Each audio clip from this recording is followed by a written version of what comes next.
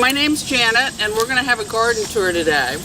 Visitors to the home of former President Thomas Jefferson are often surprised to hear about his interest in plants. We're going to talk about Jefferson as a farmer, a scientist, an incredible landscape designer, and somebody who tried amazingly in our country to get agriculture going. Jefferson lived here at Monticello, a 2,000-hectare property in central Virginia.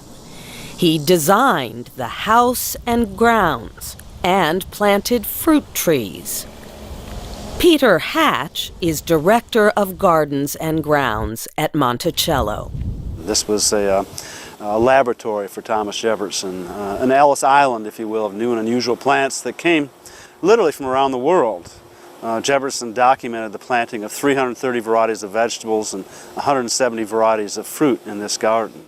Thomas Jefferson collected seeds from across the world. He kept detailed records of their behavior from 1766 to 1824. What Jefferson did was plant all these things that came from the tropics of America or from Africa and really expanded the palette. And one wonders if any man had grown so many different things in one place before Jefferson assembled all these things here at Monticello.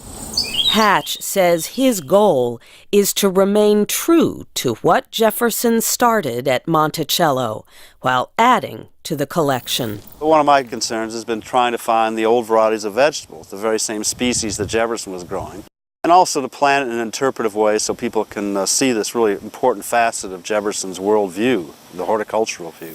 Chris Summers and Doug Corley are visiting from Colorado. They say Jefferson had an influence on everything they saw. I could see him out here because he was so neat and meticulous, and even if he was experimenting. I think he was on to something well before we are. I think we could still learn a thing or two from what he's done here, sure. For the backyard gardener out there today. So it's quite a backyard, but he seems to have it right. So. Yeah.